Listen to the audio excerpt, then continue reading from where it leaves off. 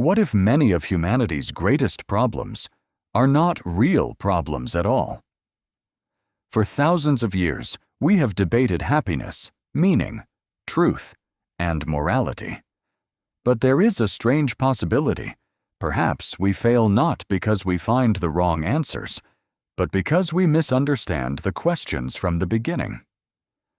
Wittgenstein believed humanity's greatest tool, language, can also become an invisible trap limiting our thoughts. Consider the question, what is the meaning of life? Humanity has searched for an answer for thousands of years, but Wittgenstein approached it differently. Before answering, he asked, do we actually understand the question? When we talk about meaning, what are we searching for? A purpose? A cause? Or simply the feeling that life is worth living? One simple word may contain many different questions. We often imagine language works like labels attached to the world. This is a tree. This is a house. This is happiness. Every word seems to contain a fixed meaning, but Wittgenstein realized this was wrong. A word is not a box containing meaning. It is more like a tool, and the same tool can be used in many different ways. Take the word success. An entrepreneur may see it as building a billion-dollar company. An artist may see it as creating something timeless. A father may see success as spending time with family. None of them are necessarily wrong.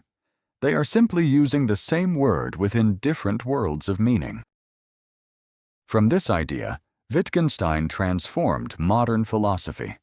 The meaning of a word comes from how it is used. A chess king is just a piece of wood if you do not know the rules. But once you understand the game, it becomes the most important piece. Language works the same way. A word only has meaning inside a language game. This changes the way we understand disagreements. Two people may argue for hours, not because one is right and the other is wrong. Sometimes they are playing two different language games. They use the same words, but each carries invisible rules created by culture, experience, and memories. Think about words like freedom, justice, or happiness. We assume everyone is talking about the same thing, but inside each person's mind, those words may create completely different images. Understanding someone is not only hearing their words, it is understanding the world behind those words. One of Wittgenstein's most famous thought experiments is the beetle in the box. Imagine everyone has a private box.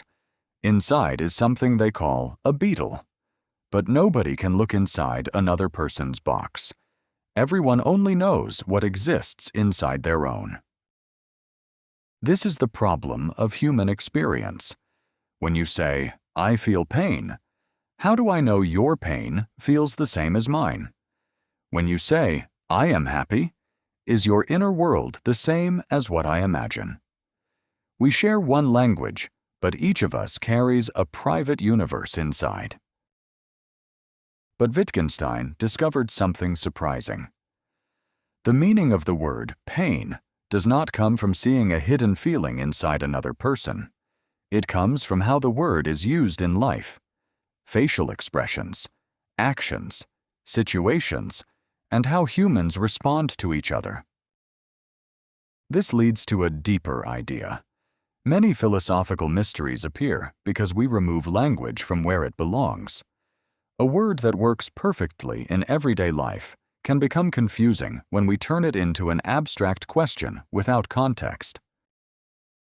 For example, we ask, what is time really?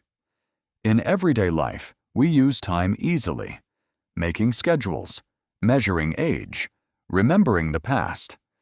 But when we search for a mysterious thing called time, we may become trapped by the way we ask the question. For Wittgenstein, philosophy was like untangling knots in our thinking. A philosopher does not always need to discover new truths. Sometimes the deeper task is helping us escape the traps created by language itself.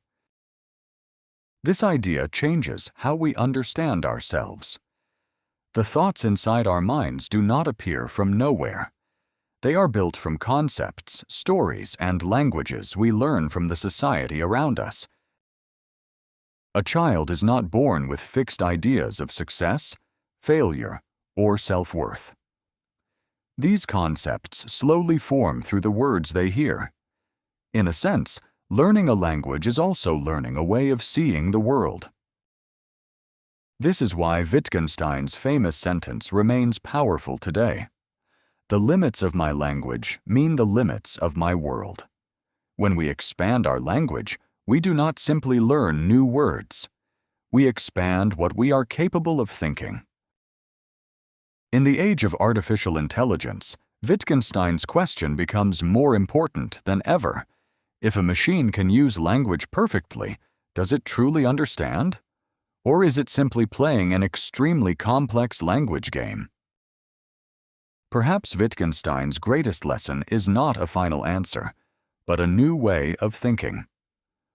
Before searching for truth, examine the tool you use to search for it. Because sometimes, humanity's greatest prison is not the outside world, but the limits hidden inside our own language.